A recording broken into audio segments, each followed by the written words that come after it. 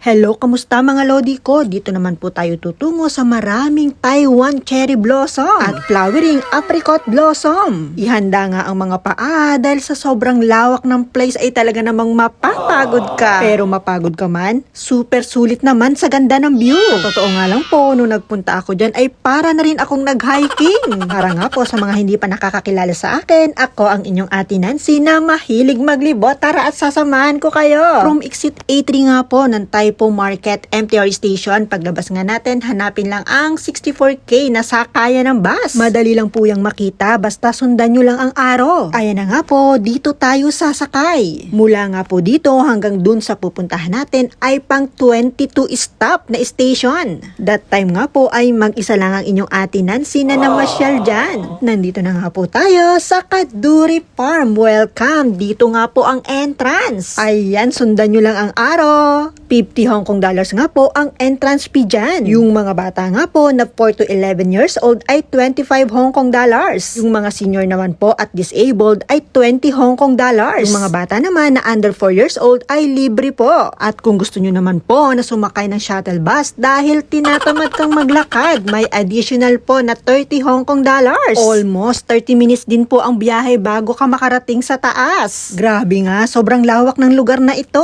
Sabi nga ni ating cashier, puntahan ko yung taas kasi madaming Taiwan cherry blossom. Ay, gora na din. Kasi nga kung lalakarin ko pa daw ay nasa 1.5 hour ako maglalakad. Sa tamad kong are ay sumakay na lang talaga ako ng shuttle bus. Sa ngayon nga po, yung Taiwan cherry blossom ay nasa 70% pa lang po yung may bulaklak. Yung mga sakura, 50% pa lang na mga puno ang may bulaklak. Talaga namang na-enjoy ko ang pagpunta dito. Feeling ko tuloy nag-hiking ako. Pagkababa kasi ng shuttle bus ay ang haba pa rin ng nilakad. Yan, nakikita nyo ang ganda-ganda ng view.